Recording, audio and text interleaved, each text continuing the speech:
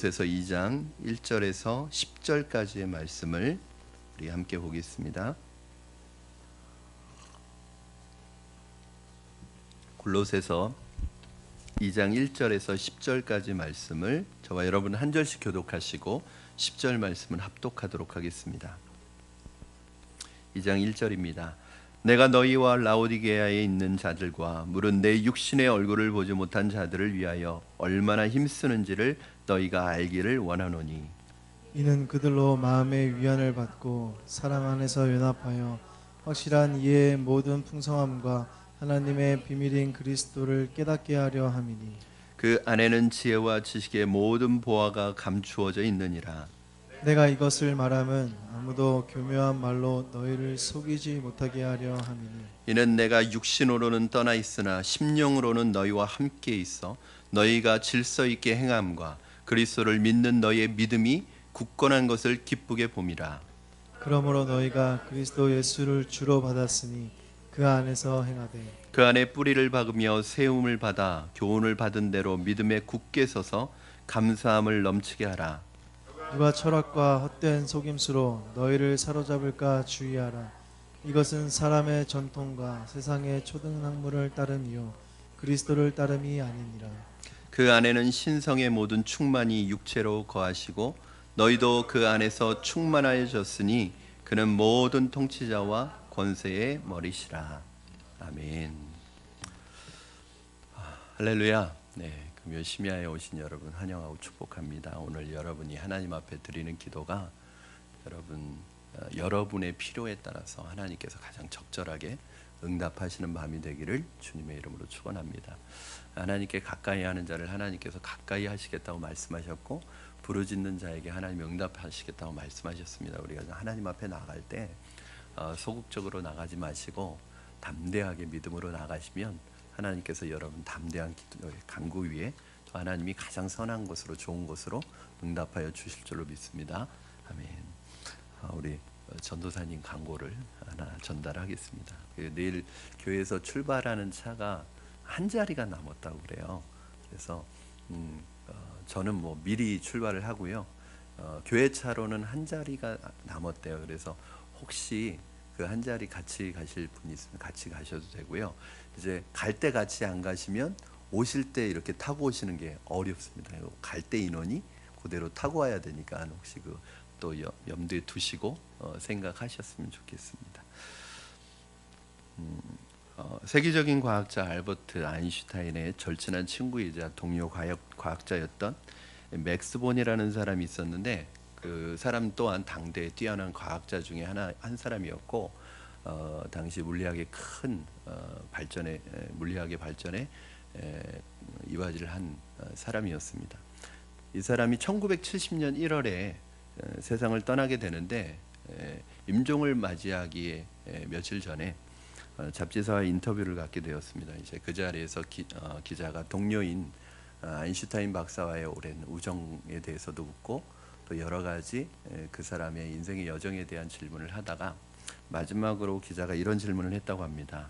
박사님께서 생각하실 때 우리 시대가 가장 필요로 하는 진정한 과학자는 어떤 과학자라고 생각하십니까? 이렇게 질문했다고 합니다. 그런데 이 맥스 본이라는 과학자가 조금은 엉뚱하지만 굉장히 재미있는 대답을 했습니다.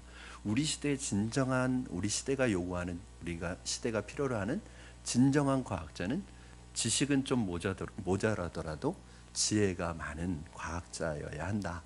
이렇게 얘기를 했다는 거예요. 저는 이 말을 한번 여러 군데 적용을 하고 싶어요.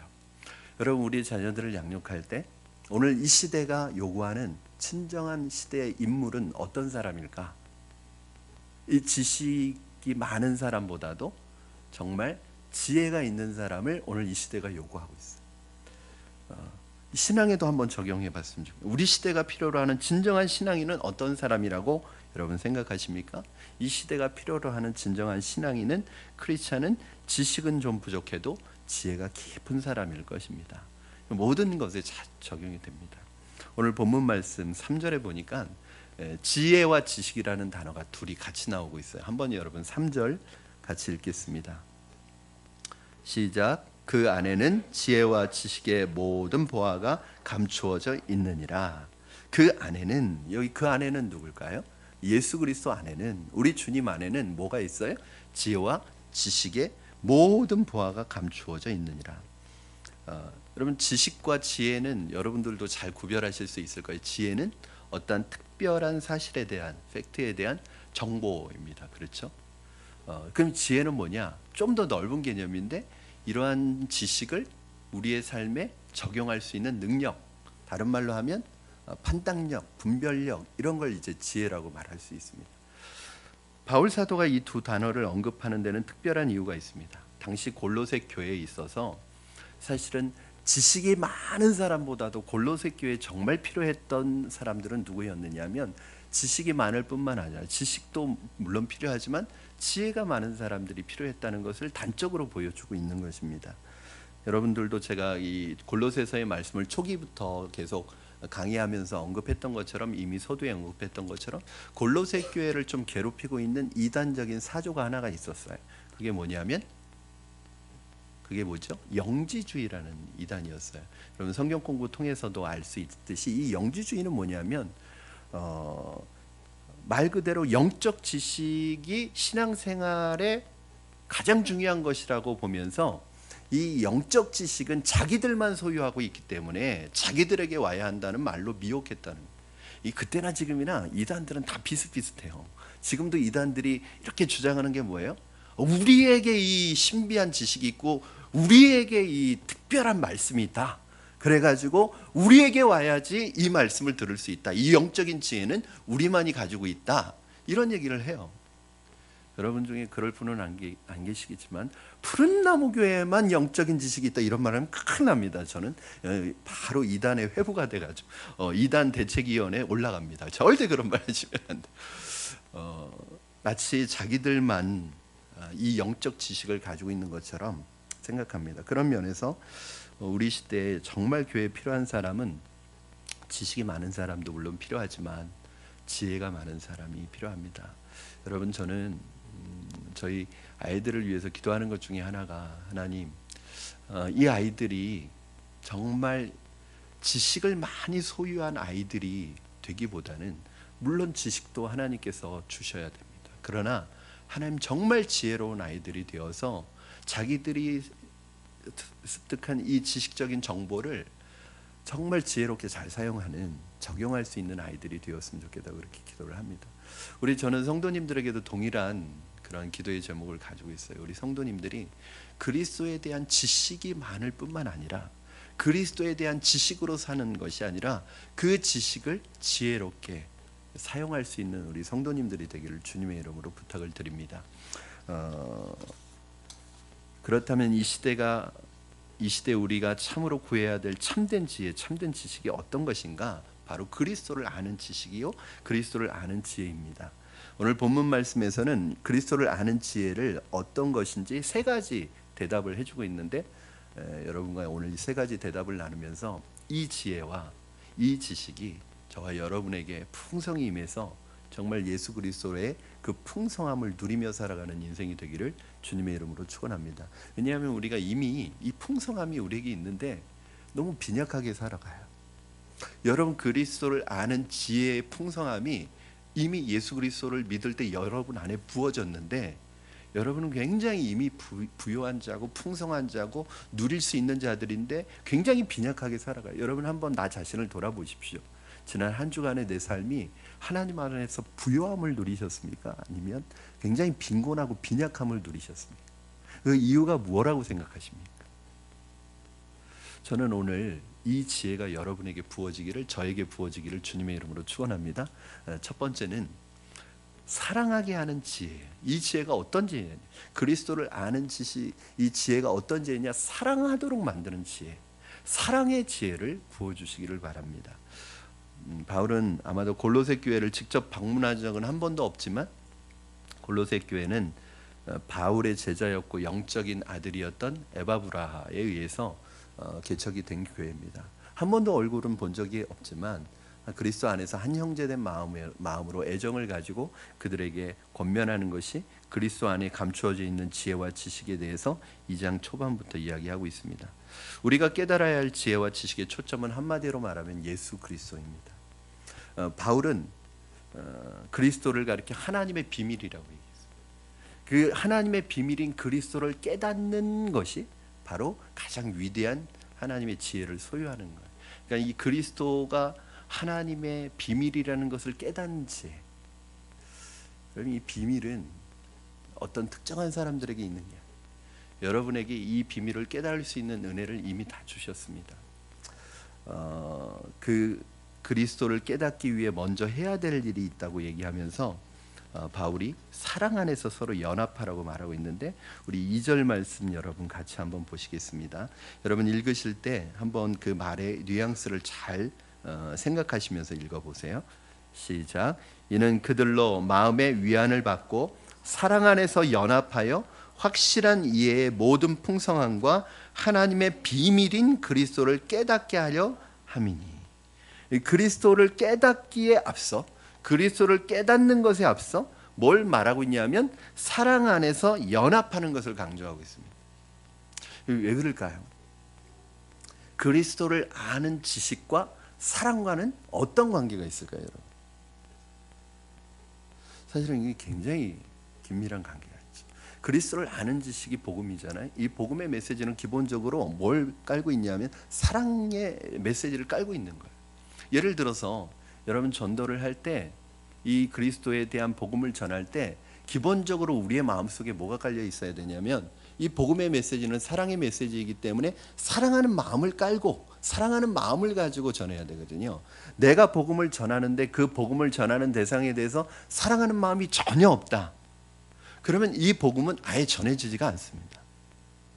여러분 생각해 보세요. 이 복음 자체가 사랑의 메시지인데 이 복음을 전하는 내 마음속에 상대방에 대한 사랑의 마음이 전혀 없어요. 여러분 그러면 그 복음을 듣는 그 사람 마음속에, 심령 속에 여러분 그 복음이 들릴까요? 그 복음이 느껴질까요? 그 그리스도가 누군지 깨닫는 깨달음이 느껴질까요? 여러분 복음은요 말로 전하는 게 아니에요. 그래서 저는 사실은 복음을 전할 때가 저에게 있어서는 영적으로 제일 두려움이 아니라 영적인 긴장. 왜냐하면 이 복음을 전할 때 저 사람 마음속에 이 복음이 잘 전달되도록 하나님 앞에 기도해야 됩니다. 그리고 제가 구하는 것이 하나님 사랑하는 마음을, 여러분 사실은 누군가를 사랑한다는 게 아무 이유 없이 되지 않잖아요. 이 사랑의 마음이 없으면 복음이 전달이 안 되는데, 그래서 복음을 전하는 사람의 마음속에는 누구의 마음이 있어야 되냐면 그리스도의 마음이 있어서 그 그리스도의 눈으로 그 사람이 봐지는 거예요. 여러분 우리가 제일 어려울 때가 뭐냐면 나보다 잘 살고 나보다 지금 행복하고 나보다 뭐든지 잘 되는 것 같은 사람에게 복음을 전할 때 위축이 돼요. 왜? 야, 내가 저 사람이 나보다 훨씬 난데 내가 어떻게 복음을 전하지? 이런 마음이 있는 거예요. 여러분 그 사람의 그 모습을 보면서 주님의 마음이 느껴져야 돼요. 저 사람이 누리고 있고 겉모습이 저 사람이 다를 얘기해 주는 게 아니라 주님의 마음으로 저 사람을 볼 때 그 모든 것을 가지고 있음에도 불구하고 예수 그리스도가 없는 궁일한 사람이라는 그 마음이 내게 딱 와야지 복음에 대한 확신이 생기죠. 내가 물질이 없어도, 내가 가난해도, 내가 부족해도, 내가 저 사람보다 인간적으로 가지고 있는 게 부족해도 내가 가지고 있는 예수 그리스도의 이 복음의 능력이 저 사람에게 전달돼야 된다는 확신이 있어야 되잖아요. 근데 저 사람이 나보다 많은 걸 가지고 있으면 벌써 기가 죽는 거예요. 내가 복음을 전했을 때 너나 잘 살아, 너나 잘해. 그럴까 봐 두려운 거예요.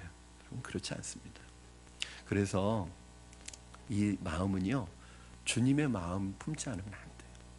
여러분들이 주님의 마음으로 봐야 됩니다. 그래야 사랑하는 마음이 생겨요. 그 사랑한다는 게 여러분 사랑에는 여러 가지가 있잖아요. 어떤 그런 정말 뭐 전기가 오는 그런 사랑을 얘기하는 게 아니잖아요. 정말 헤세드의 사랑, 그러니까 긍휼히 여겨지는 사랑, 그 마음이 있어야 돼요. 여러분 혹시 최근에 복음을 전하실 때 이 마음이 없이 전하시지 않으셨나요? 한번 점검해 보세요.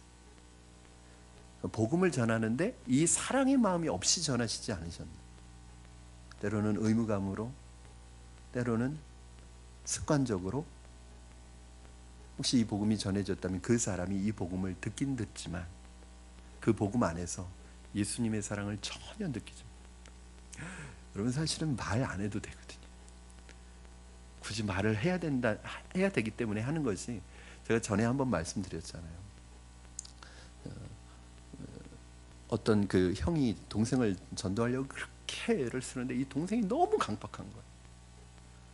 정말 이 동생만 예수 믿으면 나는 부족할 게 없는 것 같은 마음이 들어서 이 동생을 전도하려고 그러는데 그렇게 안 되는 거예요. 어느 날 기회를 봐서 동생을 위해서 막 정말 주님 앞에 매달려서 이 영혼 구원해달라고 기도하고 딱 동생 앞에 섰는데, 동생 얼굴을 보는 순간에 이 동생이 너무 불쌍하게 느껴지는 거예요. 그래가지고 전도하려고 딱 앞에 세웠는데 아무 말도 못하고 펑펑 울었대요, 동생을 보고. 그런데 동생이 뭐라고 그랬느냐, 알았어 형, 울지 마, 가면 되잖아, 그랬다는 거예요. 그러니까 사실은 이 말이 전도를 하는 건 아니에요. 이 마음이 전달돼야 돼요. 여러분, 사랑과 지식 굉장히 중요합니다. 사랑이 바탕이 깔려있지 않은 지식은 때때로 매우 부정적인 힘을 분출하기도 합니다. 사람이 죄를 짓는 이유가 다 제대로 배우지 못한 지식의 결여라고 생각했던 한 교도소 간수가 있었답니다. 그래서 지식에 대한 강한 신념을 가지고 어느 날 한 젊은이가 교도소에 들어왔는데 문맹이래요. 읽지도 못하고 쓰지도 못하는 젊은이인데, 이 젊은이가 죄를 지어서 감옥에 들어왔어요. 이 간수가 이 사람이 이렇게 된 것은 이 사람이 배우지 못하고 글을 모르고 알지 못했기 때문에, 지식이 없어서라고 생각이 들어서 정말 사명감을 가지고 자기 시간을 짬짬이 내서 이 청년을 설득해가지고 글을 가르쳐주고 공부를 가르쳐줬대요. 그리고 만기가 되어서 이 청년이 출소하고 축하하면서 보내주었대요. 근데 얼마 지나지 않아서 이 청년이 다시 교도소로 온 거예요. 교도소로 다시 돌아온 제목을 보니까 문서 위조로 돌아왔습니다. 글을 가르쳐 놨더니 그거 가지고 죄 짓고 들어왔단 말이죠. 여러분, 사랑을 배우지 못한 채 쌓인 지식은 때때로 파괴적인 힘을 발휘합니다. 우리 시대가 필요로 하는 진정한 지혜와 지식은 사랑하게 하는 지식, 사랑을 세우는 지혜하고 지식이어야 합니다. 여러분, 똑똑하지만 많은 지식을 소유했지만 그 마음에 그리스도의 사랑이 없다면, 사랑의 마음을 배우지 못했다면 그 지식은 수많은 사람들을 위험에 빠뜨릴 수 있는 지식이 됩니다. 많은 사람들을 불행으로 몰고 가는 지식이 됩니다. 우리 사랑하는 자녀들이 공부할 때 그 공부를 하는 목적이 무엇이냐, 그 공부를 하되 그 공부하는 마음속에 예수 그리스도의 사랑은 담지 못한다면 그 공부를 잘할수록 위험한 거예요. 그 지식은 쌓여질수록 위험한 거예요. 그 지식 가지고 다른 사람을 비참하게 만들 수 있단 말이죠. 예수 그리스도를 아는 지식이 왜 중요하냐? 예수님께서 우리에게 가르쳐 주셨어요. 하나님을 사랑하고 이웃을 사랑하도록 가르쳐 주셨어요. 그리스도에 대한 지식은 우리로 하여금 하나님과 사람을 사랑하게 만드는 지혜입니다. 사랑하는 여러분, 사랑하게 하는 지혜, 사랑하게 하는 지식을 구하는 여러분 되기를 주님의 이름으로 축원합니다. 이것도 지혜가 필요해요. 사랑하는데도 지혜가 필요해요. 사랑하는데도 지식이 필요해요. 이거 모릅니다, 우리가. 그래서 여러분, 오늘 이 밤에 하나님, 나에게 사랑할 수 있는 지혜를 허락해달라고, 사랑할 수 있는 지식을 허락해달라고, 그것이 없으면 내가 쌓는 모든 지식은 다 무용지물이 될 수밖에 없다는 것을 기억하셨으면 좋겠습니다. 두 번째는, 첫 번째는 사랑하게 하는 지혜, 두 번째는 믿음을 세우는 지혜입니다. 여러분, 우리가 추구하는 지혜와 지식이 우리의 믿음을 세워주고 이웃의 믿음을 세워줄 수 있다면 얼마나 유용하겠습니까? 이 영지주의라는 이단도 신앙체계 안에서 기독교의 한 분파죠. 이단적인 분파입니다. 이들이 그들의 모임 안에 하나님을 깨달아 알 수 있는 놀라운 영적 지식을 가지고 있다면서 사람들을 유혹했는데, 이 사람들이 했던 게 뭐냐면 그 영적 지식, 영적인 단계를 만들었어요. 그리고 영적인 단계마다 신비적인 체험을 통해서, 의식을 통해서 그 영적 단계를 뛰어넘게 만들었습니다. 그래서 어떤 나름대로 사람들이 견고한 믿음을 갖기 위해서 그 견고한 믿음에 대한 사모함을 가지고 들어갔다가 오히려 더 자기의 신앙이 모호해지고 혼란한 가운데 빠지는 사람들이 많았어요. 여러분, 그렇잖아요. 이단에 빠지는 사람들 보면은 왜 빠지냐면 내가 가지고 있는 영적인 지식보다 더 견고한 믿음을 갖기 위해서 가는 사람이 있어요. 그러나 여러분, 참된 신앙은 단순한 거예요. 복잡하지 않습니다. 여러분, 복음은 심플한 거예요. 복음이 만약에 어려우면 복음이 될 수 없습니다. 복음은 정말 심플하고 단순해서 초등학교 근처에도 가보지 못한 할아버지나 할머니나 어린아이가 들어도 이해할 수 있도록 만든 것이 하나님께서 우리에게 주신 것이 복음이에요. 기독교 신앙은 지식을 배제하지 않지만 신앙을 갖기 위해서 요구되는 지식이 그것을 복잡하게 만드는 것도 아닙니다. 이단은 단순한 신앙을 복잡하게 만들어서 사람들을 혼란에 빠뜨려요. 우리 4절 말씀이 이렇게 경고하고 있습니다. 4절 같이 읽겠습니다. 시작. 내가 이것을 말함은 아무도 교묘한 말로 너희를 속이지 못하게 하려 함이니. 이단의 가장 큰 특징이 속이는 거예요. 사탄의 특징이기도 합니다. 속이는 거예요. 그러나 이와 같은 신앙을 혼미케 하는 이단이 기승을 부리는 상황에서도 골로새 교회 몇몇 성도들은 정말 믿음에 굳건히 서려고 했던 거예요. 그걸 볼 때 바울이 칭찬을 해주는 거예요. 여러분, 목자의 마음이 그렇잖아요. 어려운 여건인데, 참 믿음을 지키기 어려운 여건인데도 불구하고 믿음을 아름답게 지켜가는 성도들을 보면 그게 너무 감사하고 그게 너무 고마운 거예요. 바울이 그런 말. 지금 그 영지주의라는 이단이 그 교회에 들어와서 많이 이렇게 생각하시면 돼요. 신천지가 막 교회에 들어와서 교회를 다 말아먹고 있는데 그 중에서 몇몇 성도들이 그 교회를 지키기 위해서 정말 믿음으로 굳게 서 있는 그 소식을 들었을 때 이 바울이 한 번도 본 적이 없는 성도들이지만 그들의 믿음이 너무너무 귀한 거예요. 그들의 믿음이 너무너무 소중한 거예요.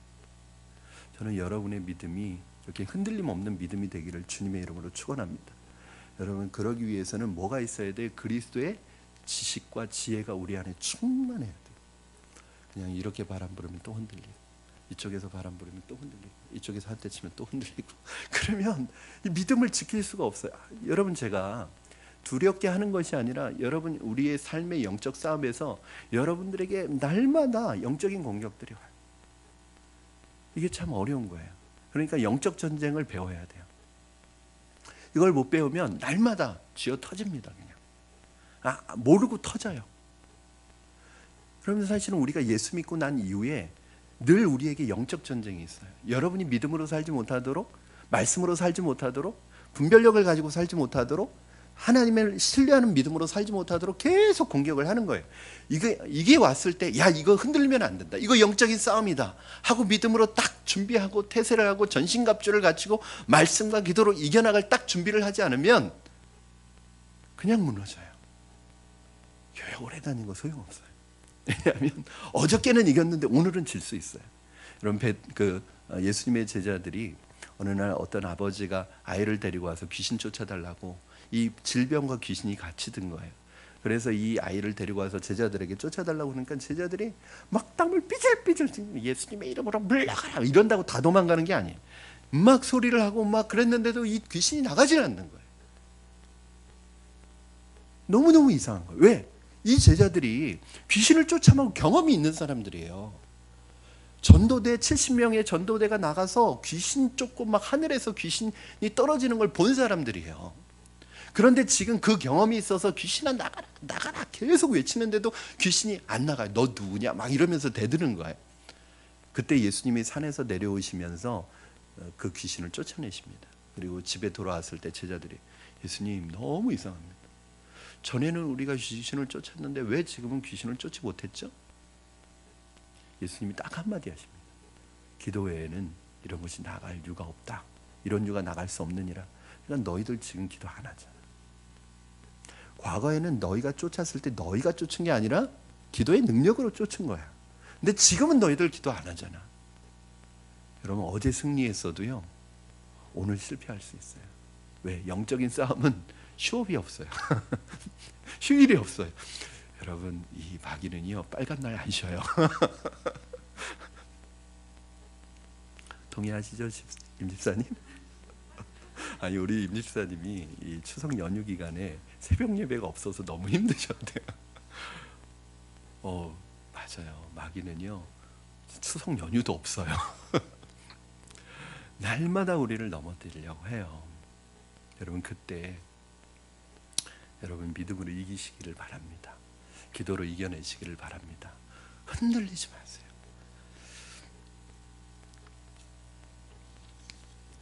여러분 5절 말씀 한번 같이 읽겠습니다. 시작. 이는 내가 육신으로는 떠나 있으나 심령으로는 너희와 함께 있어 너희가 질서 있게 행함과 그리스도를 믿는 너희의 믿음이 굳건한 것을 기쁘게 봄이라. 그러니까 바울이 지금 칭찬을 하면서 뭘 기뻐하고 있냐면 그리스도 안에 뿌리를 박으며 세움을 입어 교훈을 받은 대로 믿음에 굳게 선 것을 이걸 강조하고 있는 거예요. 세 가지. 첫째는 그리스도 안에 믿음의 뿌리를 박고, 두 번째는 세움을 입고, 세 번째는 교훈을 받아 믿음에 굳게 서라. 그럼 믿음에 굳게 서는 게 중요합니다. 그러니까 우리의 신앙이라는 것이, 신앙적인 지식이, 우리의 신앙적인 지혜가 내 믿음과 다른 사람의 믿음을 굳게 세우는 데 도움이 된다면 그게 바로 복음이에요. 그런데 만약에 내가 가지고 있는 신앙적인 지식이 내 믿음을 세우지 못하고 다른 사람의 믿음을 세우지 못한다면 그건 복음이 아니에요.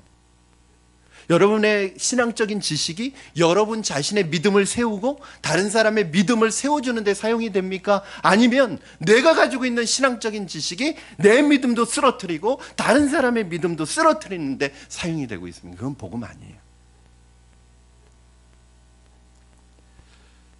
신앙이라는 것은 단순한 거예요. 저는 복음이 단순한 거에 너무 감사해요. 제가 이제 최근에 한 우리 목사님들의 모임, 독서 모임을 이제 갖게 되었는데, 이 목사님들 그 각 교단의 대표들이에요. 그러니까 침례교, 감리교, 장로교 다 그 교단별로 한 분씩인데, 저를 성결교 대표로 이렇게 그 모임에 불러주셨어요. 근데 기가 막 죽는 거예요. 다 그 유명한 책을 쓰신 분들이에요. 기가 죽겠어요, 안 죽겠어요? 여러분, 만약에 제가 자신이 되게 연약하고 부족하고 정말 어떤 진리를 이해하는데 굉장히 시간이 드는 사람이거든요. 그러니까 저는 그야말로 완전 노력형입니다. 이해가 안 돼요. 여러분, 저에게 어렵게 말씀하시면 안 됩니다. 저 이해를 못해요. 오늘도 한참 얘기하는데 무슨 얘기지? 혼자 계속 생각해야 돼요. 여러분, 만약에 복음을 어렵게 만드셨으면 저는 구원 못 받았을 거예요. 하나님이 복음을 심플하게 만드셨어요. 한 선교사님이 사역하시던 선교지에 문맹에다가 시각장애까지 가지고 있는 원주민 할머니 한 분이 계셨는데, 그 할머니가 그렇게 전도를 열심히 하시고 잘하시는 거예요. 그런데 그분의 전도 방법이 아주 독특합니다. 예수를 영접한 지 얼마 되지 않아서 그 할머니가 선교사님을 찾아오셨대요. 선교사님, 요한복음 3장 16절이 어디에 있는 거죠? 왜냐하면 눈도 안 좋으시고 문맹이니까 이게 어디 있는지 모르는 거예요. 그래서 선교사님이 찾아주셨대요. 성경책. 선교사님, 그 구절에다가 빨간 줄을 쳐달라고 그랬대요. 그래서 빨간 줄을 이렇게 쳐드렸대요. 그때부터 이 할머니의 전도가 시작된 거예요. 이 할머니가 그 성경책을 가지고 아이들 학교 앞으로 가서 학교하고 나오는 학생들에게 학생 나 좀 도와줘 그러더래요. 네 할머니, 뭘 도와드릴까? 그러면 내가 눈이 잘 안 보여서 그러는데 여기에 내가 좋아하는 책에 빨간 줄로 줄 쳐져 있는 구절을 내가 참 좋아하는데 이게 내가 무슨 말인지 모르겠어. 그래서 읽어달라고 그러면 학생들이 할머니 도와드리고 싶은 마음에서 읽어준대요. 하나님이 세상을 이처럼 사랑하사 독생자를 주셨으니 이는 저를 믿는 자마다 멸망치 않고 영생을 얻게 하려 함이라. 이렇게 딱 읽어준대요. 그러면 이 할머니가 딱 물어본대요. 학생, 방금 읽은 내용이 무슨 내용인지 알아? 그렇게 물어본대요. 모르겠는데요. 하나님이 우리를 사랑하신다는 거야. 나를 사랑하시고 학생도 사랑하셔. 그래서 너무 우리를 사랑하셔서 그분의 외아들인 예수님을 이 땅에 보내주셔서 우리가 그분을 믿기만 하면 그 죄사함을 받고 하나님의 자녀가 되고 영생을 얻는다고 하시는 말씀이야. 이렇게 해서 전도를 했다는 거예요. 근데 많은 사람들이 이 할머니 때문에 예수님을 믿게 됐다는 거예요. 그리고 그 할머니에게서 복음을 들은 학생들 중에 그 나라의 지도자가 된 사람들이 그렇게 많다는 거예요. 여러분, 이 복음이요 그렇게 심플한 거예요. 글을 모르는 할머니도 할 수 있는, 복음은 복잡한 게 아닙니다. 복음이 이 시대에 필요로 하는 이 지혜와 지식, 내 믿음을 굳게 하고 이웃의 믿음을 세워줄 수 있는 그런 지혜와 지식이 여러분에게 있기를 주님의 이름으로 축원합니다. 여러분들이 하나님의 말씀을 배우면 배울수록 그 말씀으로 정말 내 믿음도 굳게 서야 되지만 여러분 주위에 있는 사람들의 믿음을 세워줄 수 있는 분이 되기를 주님의 이름으로 축원합니다. 너무너무 믿음 지키기 힘든 시대에 살고 있어요. 우리가 정말 여러분, 만약에 우리가 영적인 눈을 들어서 보면 소름 끼쳐요. 여러분, 밖에 교회 밖을 나가는 순간 벌써 마귀가요, 우는 사자같이 여러분 산길자를 찾고 있대. 여러분 안 보이죠? 막 으르렁거리면서 기회를 엿보고 있는 거예요. 근데 우리는 놀라운 것은 기회를 줘. 막 허점을 막 보여줘. 저는 우리 성도님들이 사실 너무 걱정이 돼요. 그러니까 제가 기도를 안 할 수가 없죠. 여러분, 일주일 동안 제가 거의 하루에 10분의 성도님을 위해서 기도합니다. 하루에. 뭐라고 기도하게요? 시험에 들지 말게 하시고 다만 하게서 구하옵소서. 이 예방주사 기도하거든요. 제가 계속 하나님, 오늘도 하나님께서 시험 당하지 않게 하시고 시험에서 피할 길을 주시고 하나님 성도님의 신앙을 붙들어 주시옵소서. 하나님의 말씀이 들릴지언정 악한 사단의 음성이 들리지 않도록 하나님의 영적인 길을 하나님의 말씀을 향해서 열어주시고 마귀의 음성에 대해서는 닫아주시옵소서.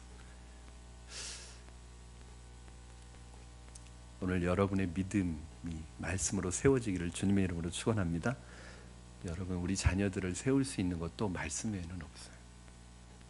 정말 우리 부모님들이 불안할 것 같아요. 자녀를 믿음으로 양육시키는 데 있어서 불안할 것 같아요. 왜냐하면 세상이 불안전하니까 온전한 마음을 가지고 있는 우리가 비정상으로 보이고 우리가 오히려 불안하게 느껴지는 거예요. 그러나 절대 하나님 안에는 불안하지 않습니다. 여러분, 하나님께 맡기세요. 그리고 우리 자녀들을 여러분의 이 그리스도의 지식으로, 이 지혜로 세워주시고 굳게 설 수 있도록 도와주세요. 그것만이 우리 부모님이 해주실 수 있는 것입니다. 세 번째는 삶에 대한 부분입니다. 자, 삶을 견고하게 하는 지혜입니다. 여러분, 복음이 무엇인지, 예수와 나와 무슨 상관이 있는지 머리로 이해합니다. 자, 복음은 머리로 이해해야 돼요. 그러나 예수님은 가슴으로 받아들여야 돼요. 그렇죠.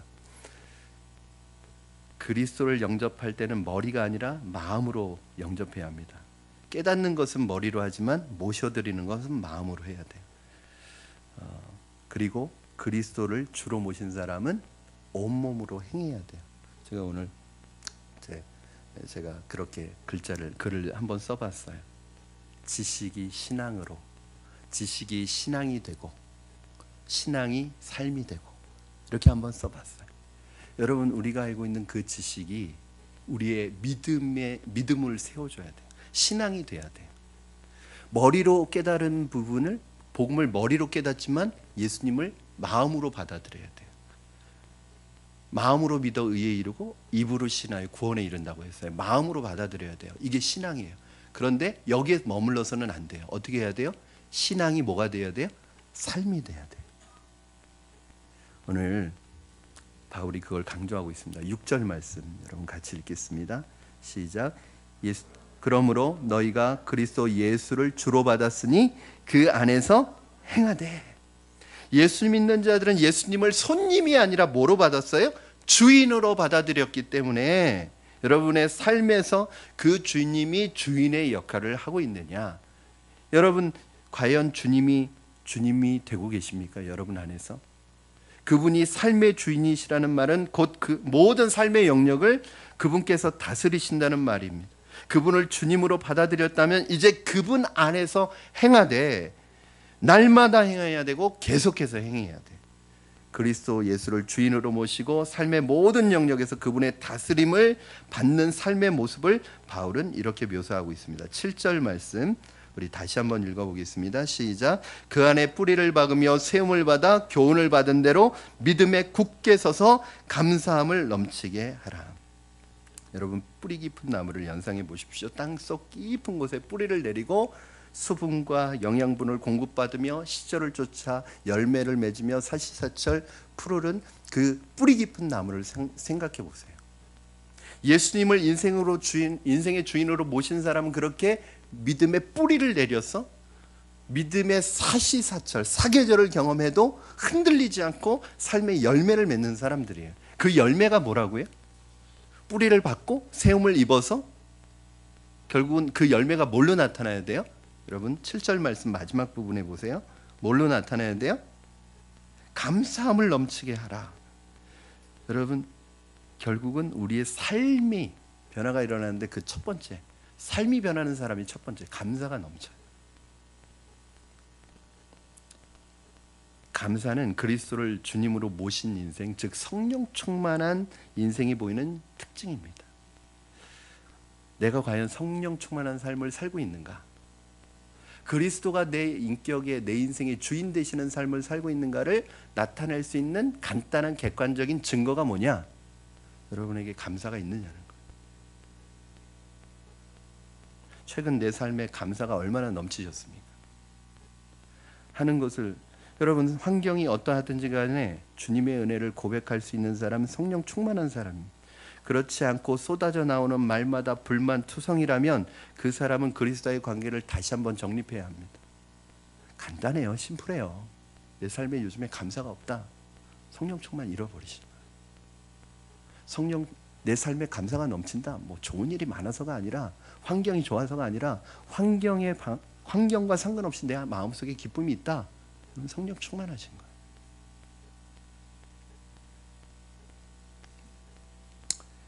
진정한 지혜, 진정한 영적 지식은 삶을 세워주는 견고하게 세워주는 역할을 합니다.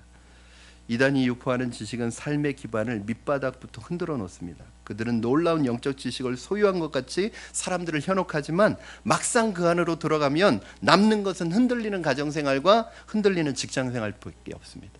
여러분, 심플해요. 이단은 굉장히 화려하고 그 가르침이 신비한 것 같지만 결과로 나타나면, 열매로는 뭐가 나타나면 가정이 깨져요. 만약에 여러분 가정을 깨는 교회면요, 다니면 안 돼요. 정말 건강하고 좋은 교회는 가정을 회복시키십니다.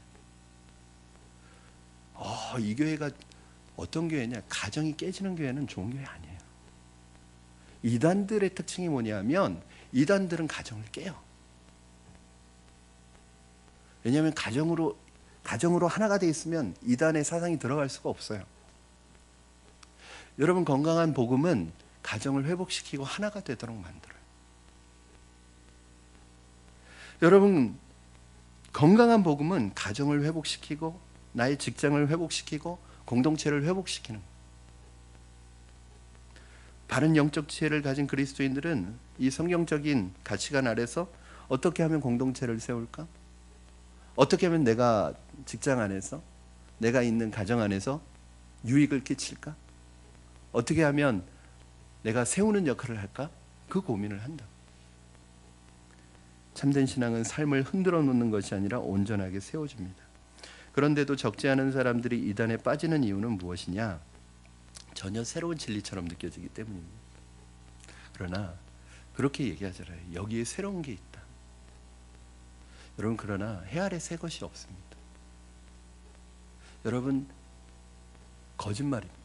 속이는 겁니다. 왜냐하면 그리스도보다 더 깊고 새로운 것은 없습니다. 이단이 주장하는 신기한 지식을 가리켜 바울은 뭐라고 하냐면 세상의 초등학문에 지나지 않다고 일축해버립니다. 8절 말씀 여러분 같이 한번 읽겠습니다. 시작. 누가 철학과 헛된 속임수로 너희를 사로잡을까 주의하라. 이것은 사람의 전통과 세상의 초등학문을 따름이요 그리스도를 따름이 아니니라. 여러분, 이제 저는 학교에서 비교종교학이나 이단을 공부를 했잖아요. 교회사를 공부했잖아요. 지금 나오는 이단들을 하나도 새로운 게 없어요. 역사 속에서 한번 나왔다가 들어갔던 이단들이 계속 옷만 바꿔 입고 나오는 거거든요. 사상은 똑같아요. 우리나라에 있는 이 대부분의 이단들은 다 한 가지에서 나온 이단들이에요. 여러분, 새로운 게 없어요. 다 사람들의 유전이고 사람들의 전통이고 사람들의 말이 이어져 오는 것이지 거기에 새로운 것이 없어요. 그리스도보다 새로운 것이 없고 그리스도보다 깊은 것이 없고 그리스도보다 높은 것이 없습니다. 그래서 바울이 강조하는 게 무엇이냐면 9절 10절 우리 한번 같이 읽겠습니다. 9절 10절 시작. 그 안에는 신성의 모든 충만이 육체로 거하시고 너희도 그 안에서 충만하여졌으니 그는 모든 통치자와 권세의 머리시라. 아멘. 그 안에는 신성의 모든 충만이 육체로 거한다. 그 안이 어디예요? 그 안이 예수 그리스도 안에는 하나님의 모든 신성의 충만함이 다 있대요. 즉 예수님 안에는 육체로 오신 그 예수님 안에 뭐가 있는 거예요? 모든 하나님의 충만이 다 있는 거예요. 그러면 그 예수님을 받아들이고 그 예수님을 믿고 그 예수님이 내 안에 와 있는 사람은 그 풍성함이 우리에게 같이 있는 거예요. 여러분, 그 풍성함이, 그 벅참이, 그 설렘이, 그 은혜가 여러분 안에 느껴지십니까? 우리가 이게 불쌍한 게 아니에요. 우리 신앙생활 이렇게 힘들게 하니까 우리 너무 불쌍해. 절대 위로하지 마세요. 우리 불쌍한 게 아니에요. 우리 너무 부유한 사람들이고 너무 풍성한 사람들이에요. 왜? 우리 안에 누가 계세요? 하나님의 모든 신성의 충만함을 가지신 그 예수님이 우리 안에 계시는 줄로 믿습니다. 이걸 느끼셔야 돼요. 내가 삶이 가난하다고 느껴질 때 내 안에 계신 그리스도를 생각하면서 야, 나는 부유한 자야. 이 세상에 그 어떤 사람보다도 난 부자야. 내 삶이 고달프다고 느껴질 때 아니야. 내 삶은 이 세상에 그 어떤 사람보다도 소망이 있는 삶이야. 그걸 봐야 돼. 그게 뭐예요? 그게 지혜예요. 지혜. 그리스도의 지혜. 이 그리스도의 지혜가 없으면 세상을 살아갈 수가 없어요. 이 그리스도의 지식과 이 그리스도의 지혜가 없으면 자꾸 세상 따라가요. 그래, 저게 더 좋지. 저게 더 좋아 보이지. 저 사람이 더 잘 되는 것 같지. 저 사람 따라가야지. 그래야 내가 뒤떨어지지 않지. 자꾸 그런 마음이 드는 거예요. 이 놀라우신 그리스도를 삶의 주인으로 모시고 그분의 인도를 따라 행하는 삶은 말 그대로 축복받은 삶입니다. 한 가지 이야기를 하고 말씀을 마무리하려고 합니다. 이 마음을 열어주는 101가지 이야기라는 책이 한때 굉장히 베스트셀러였습니다. 많은 사람들에게 읽혀졌던 책인데 그 책에 보면 소년이라는 제목의 시가 있어요. 여러분 한번 들려드리겠습니다. 한 소년이 별을 바라보다가 울기 시작했다. 그래서 별이 물었다. 아이야, 너는 왜 울고 있니? 소년이 물었다.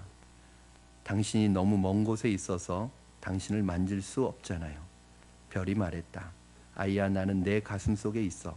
그렇기 때문에 너는 나를 볼 수 있는 거야. 이런 시가 있어요. 이 시를 읽다가 이 짧은 시 한 편에 이 별을 예수님으로 바꿔보면 어떨까? 한 소년이 예수님을 바라보다가 울기 시작했다. 그래서 예수님께서 물으셨다. 아이야, 너는 왜 울고 있니? 소년이 말했다. 당신이 너무 먼 곳에 있어서 당신을 만질 수가 없잖아요. 예수님께서 말씀하셨다. 아이야, 나는 내 마음속에 있어. 그렇기 때문에 너는 나를 볼 수 있는 거야. 그리스도를 구세주와 주님으로 영접한 모든 자 안에 그리스도가 함께 계시는 것을 여러분 믿으시기 바랍니다. 생명이신 그리스도, 지혜이신 그리스도, 능력이신 그리스도께서 여러분 안에 거하시면, 여러분을 인도하신다면 여러분 그리스도를 쫓음으로 하나님을 사랑하게 되고 사람을 사랑하게 될 줄로 믿습니다. 그리스도를 쫓을 때 여러분의 믿음을 세울 뿐만 아니라 여러분 이웃의 믿음, 여러분 성도들의 믿음을 세우는 사람이 될 줄로 믿습니다. 그리고 여러분의 삶이 견고하고 풍성해질 것입니다.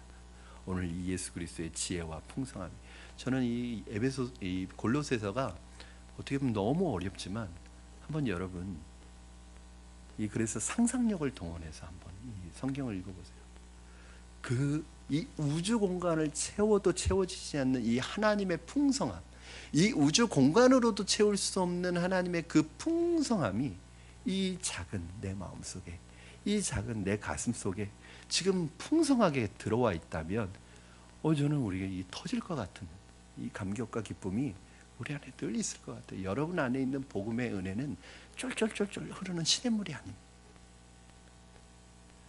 하나님의 은혜가, 하나님의 지혜가 여러분에게 폭포수와 같이 흐르기를, 그 은혜가 날마다 쏟아지기를, 그 은혜 가운데 잠겨서 헤엄치시는 여러분 되기를 주님의 이름으로 축원합니다. 그리고 또 한 가지, 우리 자녀들이 이 시대에 지식을 사모해야 되지만, 지식을 쌓아야 되지만, 그 지식을 사용하는 지혜의 능력을 갖게 되기를 주님의 이름으로 축원합니다. 우리 이 시간에 같이 찬양하시고 기도하겠습니다.